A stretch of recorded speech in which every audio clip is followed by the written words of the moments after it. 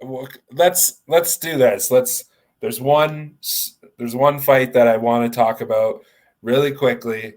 Just give me your, a half breath take because we haven't even spoken about this yet. Oh yeah, we did touch on it briefly, but Cory Sandhagen against TJ Dillashaw, and this is for free on July 24th, so a little over a month away. And we got Sandhagen as a minus 160 favorite with TJ Dillashaw plus 135.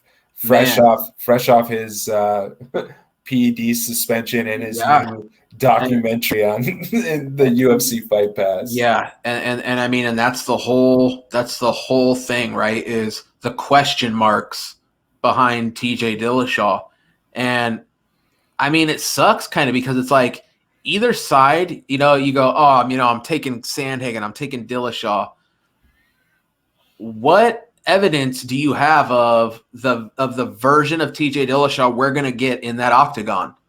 And you're not. This is going to be, it's like this is the canary in the coal mine. This is the test. We'll be able to move forward with our thoughts on how TJ Dillashaw looks as a now 35-year-old bantamweight, right? So lost a lot of years of his prime, no longer on the EPO, no longer. And I'm telling you what, he got caught for EPO.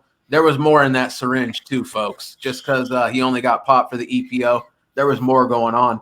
It's just what is TJ Dillashaw going to look like? And I don't know if anyone can answer that outside of people who are inside that training room with him every day. And is there a chance he's just as good? Yeah. Is there a chance he's declined slightly? Yeah. Is there a chance he's a shell of his former self and looks nothing like the TJ Dillashaw that was juiced up on PEDs and a champion of the world? Yeah, there's a real good chance, man. And if you're betting, like I said, either with the guy or against him, you're rolling the dice and you're going in with blinders, at least as far as that aspect goes. We know what we've got in a Cory Sandhagen. You know what you're getting on a Cory Sandhagen, and you're getting a very well-rounded guy who has had one slip up with Aljamain Sterling, and other than that has just been spectacular. I'll put it like this, though, man. Cory Sandhagen, I favor Cory Sandhagen. I do. I think that's probably a pretty fair line. I talked about it earlier, and I do feel like it's worth mentioning it again. I'm going to try to not give it too much weight, but I got to be honest, man. I'm human, and it does. It does. I do give it some weight. These guys have been in the same training room. Okay, these guys have sparred together. They've put in work together.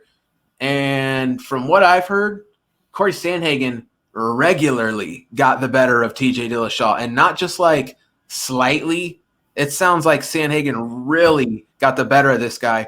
And TJ Dillashaw, if you know about TJ Dillashaw, this is not a guy that takes getting beat even in the practice room well. He's known for cheap shotting guys, hurting training partners, which honestly – a guy that's taking everything so serious, right? A guy that's that motivated to be the best in the room.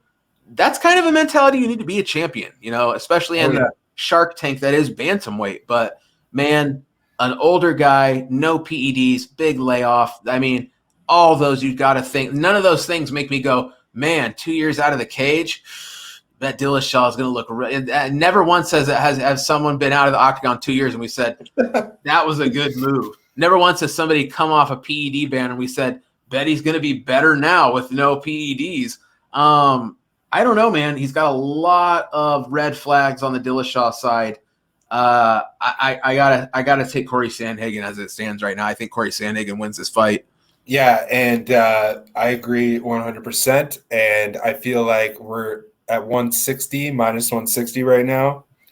If we wait until fight week, even until fight day, this is one of those lines that's going to get steamed heavily towards Dillashaw. I hope so. Yeah, because the casual fan is going to see TJ Dillashaw making his comeback, and I could see this being closer to a pick'em as opposed to where it is right now.